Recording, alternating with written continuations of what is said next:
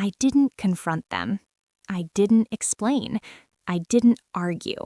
I simply stepped back.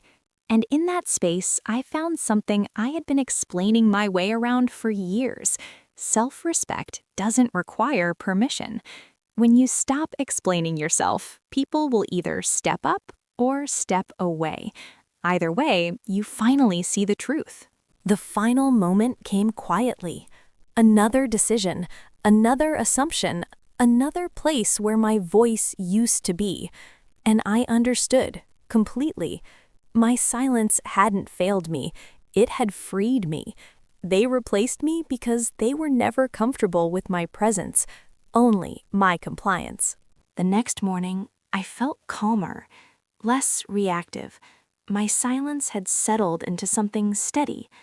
They stopped asking me things altogether, and strangely, I felt lighter. When you stop explaining yourself, you also stop negotiating your worth. That night, guilt visited me. It always does when a woman stops performing emotional labor. Maybe I should explain. Maybe they don't understand. Then I remembered how often I had explained before and how little had changed. Clarity doesn't come from repetition. Later, I understood something important. People don't replace you suddenly. They prepare for it slowly. My explanations had once delayed this moment, but they had never prevented it. By staying silent, I had removed the illusion. I wasn't being pushed out. I was being shown the truth. By the third day, the consequences of my silence began to show. A decision was announced, something I had always been involved in. My name was missing. I felt the sting, I won't lie.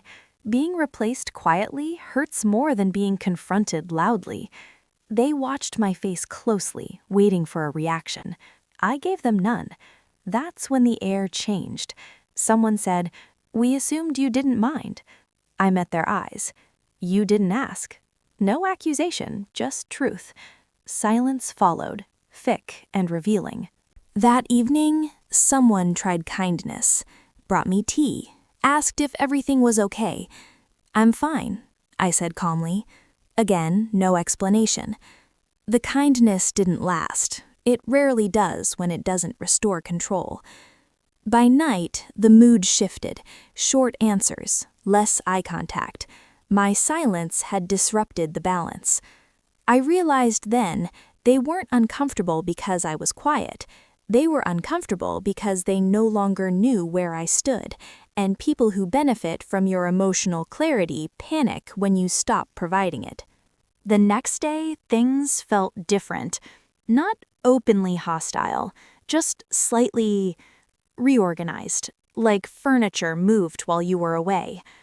I noticed small changes, plans discussed in lowered voices, decisions finalized quickly, updates given after everything was already settled. Normally, I would ask questions, gently, carefully, trying not to sound emotional or difficult. This time, I listened. Someone eventually said, "You're very quiet today." I looked up and nodded. Yes. They waited. The pause stretched. They expected more, an explanation, a reason, something to work with. Nothing came. That's when I saw it. Confusion mixed with discomfort. People are unsettled by silence because it gives them nothing to argue against. Later, I overheard my name mentioned.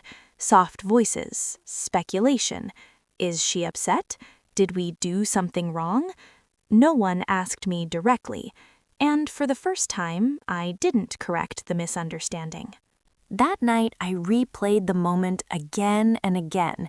Not what they said, but what I didn't. Silence can feel heavy when you're not used to carrying it. For years, I had explained everything. Why I was tired, why I was quiet, why something hurt me. I explained emotions like they were inconveniences that needed justification. And still, I was ignored. So what exactly had my explanations been buying me? The more I thought about it, the clearer it became. My words hadn't protected me. They had trained people to believe I would always make things easier for them. Silence, on the other hand, did something strange. It made the moment visible, honest. They had decided without me, and my silence had allowed that truth to stand uncovered. That was the first night I didn't rehearse a conversation before sleeping. I didn't decide to stop explaining myself in a dramatic way. There was no argument, no final straw. It happened quietly, like most changes in a woman's life. I was standing near the door, listening to a decision being made about me, without me. Normally, I would have spoken up, explained my side, clarified my intentions, smoothed the tension so no one felt uncomfortable. That had always been my role. But that day, something inside me stayed still. I noticed how easily they spoke, how confident they sounded while discussing my time, my effort, my place. I waited for the pause, the moment when someone would ask what I thought. It never came. I felt the familiar urge rise in my chest, the need to jump in before it was too late, to explain myself back into relevance. My mouth opened slightly, then closed. I realized something uncomfortable. I had been explaining myself for years, and it had never stopped this from happening. So I stayed quiet.